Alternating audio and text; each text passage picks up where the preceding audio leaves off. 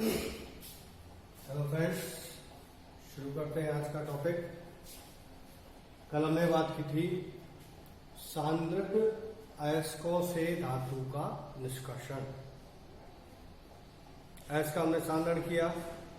सांद्रण करने के बाद जो सांद्रित अयस्क है उससे हम क्या प्राप्त करेंगे? धातु। इसके मैंने आपको दो प्रोसीजर बताए कि यह दो पदों में पूर्ण होती है। पहला पता, सांद्रित अयस्क को उसके ऑक्साइड में परिवर्तित कर लेना। आपने जो सांद्रित अयस्क लिया, चाहे वो कार्बोनेट हाइड्रोक्साइड, सल्फाइड, किसी भी रूप में है, आप सबसे पहले क्या करेंगे? कौन सी विधि के द्वारा? निस्तापन और भर्जन की विधि के द्वारा उसको धातु में या अशोधित धातु में उसको पृथक कर लेंगे। उसके बाद आज हम दूसरी विधि पढ़ेंगे इसकी कि जो आपने धातु ऑक्साइड प्राप्त किया है उस धातु ऑक्साइड का अशुद्ध धातु में अपन को क्या कर देना है? अपचयन कर देना है। पहले प्रोसीजर में तो क्या किया था हमने? ऑक्साइड में बदला था, चाहे वो सल्फाइड अयस्क हो, कार्बोनेट अयस्क हो, ऑक्साइड हो, जलयोजित ऑक्साइड हो, हाइड्रोक्साइड हो, हमने उसको किस में बदला था? सबको ऑक्साइड में बदला था। अब इस ऑक्साइड में से ऑक्सीजन को हटाना है और धातु का क्या कर देना है? धातु के रूप में अपचयित कर देना है। अपचायक के रूप में विभिन्न प्रकार के पदार्थों का उपयोग करते हैं, उनको अलग अलग विधियों से हम जानते हैं। सबसे पहले कोक या कार्बन के द्वारा अपचयन, इस विधि को कहते हैं प्रगलन। यहां पर हम कोक के द्वारा धातु ऑक्साइड का अपचयन करेंगे। दूसरा हम पढ़ेंगे एल्यूमिनियम के द्वारा अपचयन। एल्यूमिनियम अपचायक के रूप में कार्य करेगा और कम क्रियाशील धातुओं को अपचयित करने का कार्य करेगा। तीसरा स्वतः अपचयन। स्वतः अपचयन में हम पढ़ेंगे कि जब हम यौगिक को, जो कम क्रियाशील धातु है या धातु ऑक्साइड है, उनको वायु की उपस्थिति में उच्च ताप पर गर्म करेंगे। गर्म करने से वो स्वतः ही ऑक्सीजन को बाहर निकाल देगी और धातु हमें प्राप्त हो जाएगी। चौथा हम पढ़ेंगे वैद्युत अपघटनीय अपचयन। इसमें हम कैथोड और एनोड का प्रयोग करेंगे और उच्च क्रियाशील धातुओं को कैथोड और एनोड पर रखकर हम वैद्युत अपघटन या वैद्युत अपचयन कराएंगे और अपचयन करने के बाद हम कैथोड पर धातु को प्राप्त कर लेंगे। तो सबसे पहले हम बात करते हैं धातु ऑक्साइड का धातु में अपचयन। अपचयन करने के लिए हम किसका उपयोग करते हैं? गालक या फ्लक्स का। गालक या फ्लक्स का क्या होता है? गालक या फ्लक्स की जो निष्कापन या भर्जन हमने किया, उसके बाद आपको क्या प्राप्त हुआ? सांद्रित अयस्क का क्या करना? निस्तापन और भर्जन करना। और उसके बाद उसमें उपस्थित अशुद्धि, जो कैसी है? अगलनीय, गल नहीं रही है, उसको जिन पदार्थों के द्वारा अपन हटाते हैं उन्हें क्या कहते हैं? गालक या फ्लक्स कहते हैं। तो गालक या फ्लक्स की सिंपल सी परिभाषा है, गालक या फ्लक्स वे पदार्थ हैं जो निस्तापन और भर्जन के पश्चात अयस्क में जो अशुद्धि उपस्थित है उसको हटाने वाले पदार्थ।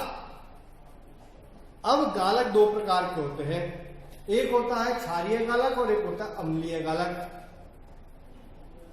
क्षारीय गालक हम प्रयुक्त करते हैं किस प्रकार की अशुद्धियों को? अगलनीय अम्लीय अशुद्धियों को दूर करने के लिए। और अम्लीय गालक वो हम उपयोग करते हैं किसके लिए? क्षारीय अगलनीय अशुद्धियों को दूर करने के लिए। बहुत सिंपल सी बात है कि गालक अगर अम्लीय है तो अशुद्धि कैसी होगी? क्षारीय होगी। और क्षारीय अगर अशुद्धि है तो गालक कैसा होगा? अम्लीय होगा। बिल्कुल अपोजिट होगा। दोनों की क्रिया कराएंगे। दोनों की क्रिया कराने के बाद आधात्री और गालक दोनों की क्रिया कराने के बाद हम क्या प्राप्त कर लेंगे? गलनीय कीट, गलनीय पदार्थ प्राप्त कर लेंगे। उसे क्या कहेंगे अपन? धातु मल। तो धातु मल की परिभाषा क्या हुई कि अगलनीय आधात्री में गालक मिलाने पर जो गलनीय गलनीय पदार्थ प्राप्त होता है उसे क्या कहते हैं? धातुमल कहते हैं। तो बहुत सिंपल सा काम किया हमने अभी। क्या काम किया है? जो हमारी अगलनीय अशुद्धि थी उसमें किसको मिलाया? गालक को, और गलनीय अशुद्धि में बदल दिया। नाम क्या हो गया उसका? धातुमल। तो देखिएगा, गालक के प्रकार क्षारीय गालक। तो क्षारीय गालक हम किसको? अम्लीय अशुद्धियों को दूर करने में प्रयुक्त करते हैं। उदाहरण जैसे अम्लीय अशुद्धियां कौन कौन सी? सिलिका, SiO2, टेट्रा फास्फोरस पेंटा डेकाऑक्साइड, P4O10। एग्जाम्पल हमने क्षारीय गालक का ले लिया, कैल्शियम ऑक्साइड, मैग्नीशियम ऑक्साइड, ये क्षारीय गालक हो गए। तो देखिए क्रिया कैसे होगी। जैसे आपके पदार्थ है जो S है उसमें कौन सी अशुद्धि उपस्थित है? आपकी अम्लीय अशुद्धि, अम्लीय आधार उपस्थित है SiO2। आपने क्या मिला दिया? कैल्शियम ऑक्साइड, क्षारीय गालक मिला दिया। दोनों क्रिया करके क्या बना देंगे? कैल्शियम सिलिकेट CaSiO3 मिला देंगे, जो किसका काम करेगा? धातुमल का। अर्थात ये गलनी कैल्शियम सिलिकेट कैसा होता है? गलनी होता है, जिसे हम पृथक कर लेंगे। दूसरा अम्लीय गालक। अम्लीय गालक किसमें प्रयुक्त होता है? क्षारीय अशुद्धियों को दूर करने में प्रयुक्त होता है। क्षारीय अशुद्धियों के रूप में जैसे हमने ले लिया कैल्शियम ऑक्साइड, मैग्नीशियम ऑक्साइड। और ये जो क्षारीय अशुद्धि है इसमें हमने किसको मिला दिया? गालक के रूप में SiO2 को। और मिलाने पर क्या प्राप्त कर लिया? क्योंकि कैल्शियम सिलिकेट प्राप्त हो गया और आपकी अशुद्धि गलनीय हो गई, जिसको हम पृथक। आपके मन में एक प्रश्न आ रहा होगा कि गुरुजी यहां पर अशुद्धि के रूप में हमने सिलिका को लिया है और यहाँ आपका गालक कौन हो गया? Calcium oxide. यहां हमने अशुद्धि के रूप में ले लिया गालक को और यहां सिलिका को अपन ने गालक के रूप में प्रयोग कर लिया, तो कोई दिक्कत नहीं है। हम तो सीधी सी बात जानते हैं आपके पास अशुद्धि किस प्रकार की है, अशुद्धि कौन सी है। अगर आपके पास अम्लीय अशुद्धि है तो क्षारीय गालक ले लीजिए, और यदि इसका उल्टा है तो अब आपका गालक जो है वो किस रूप में हो जाएगा? अशुद्धि के रूप में, और अशुद्धि किस रूप में हो जाएगी? आपके गालक के रूप में। तो बल्कि ये तो बहुत आसान हो गया आपके लिए। एक ही चीज हमें याद रखनी है, यदि अम्लीय अशुद्धियां हैं जैसे मेरे पास SiO2 और P4O10, तो हमने क्षारीय गालक क्या ले लिया? CaO कैल्शियम ऑक्साइड और मैग्नीशियम ऑक्साइड ले लिया। अब दूसरा आपको अपने आप याद हो जाएगा कि अगर मैं कैल्शियम ऑक्साइड और मैग्नीशियम ऑक्साइड को क्षारीय शुद्धि के रूप में लूंगा तो SiO2 को किस रूप में ले लूंगा? मैं गालक के रूप में ले लूंगा। उत्पाद दोनों में सेम प्राप्त होगा, इधर भी कैल्शियम सिलिकेट प्राप्त होगा, इधर भी कैल्शियम सिलिकेट प्राप्त होगा। अब हम पहली विधि की चर्चा करते हैं, कोष या कार्बन के द्वारा अपचयन। इसको अपन कहते हैं प्रगलन।